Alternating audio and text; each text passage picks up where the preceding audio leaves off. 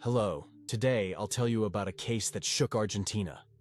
On Sunday, September 15th, 2019, two fishermen were carrying out their daily work near the breakwaters of the Neuquén province in Argentina.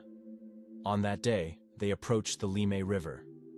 They were very calm until they saw something that left them speechless. In the water floated the remains of a young girl's body, specifically limbs and a skull.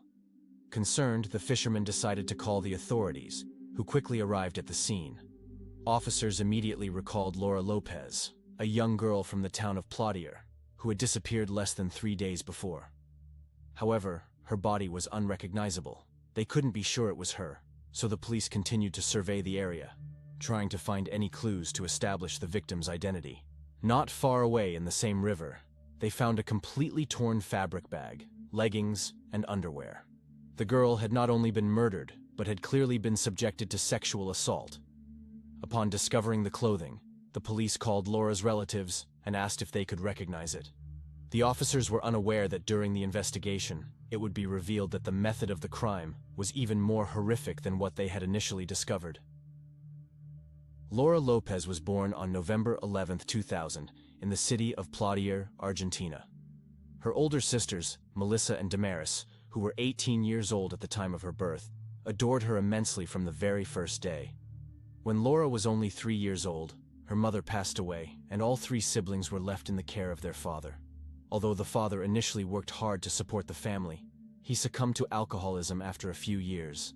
Despite all the hardships she faced, Laura was a very sweet and affectionate child. That's why her sisters started calling her Cielo, a nickname by which everyone who knew her referred to her. Years later, the girl's father lost his job, and they had to look for additional work. At the age of 18, Cielo started selling fried pastries during the day.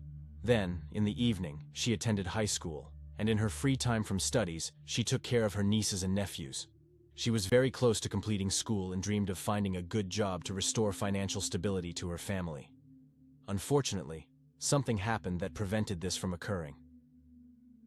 On September 12, 2019, Cielo spent the entire day with Damaris, drinking her mate tea while Damaris tidied up the house. Her sister joked that, for the first time in her life, she had managed to make the tea well. It was a happy day. Later, Cielo went to school, where her classmates noticed something unusual about her. She sat not in her usual place but at the back of the class and left 20 minutes before the end of the lesson.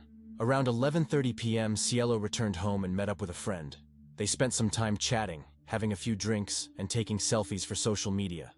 At 3:00 a.m., they said their goodbyes, and Cielo mentioned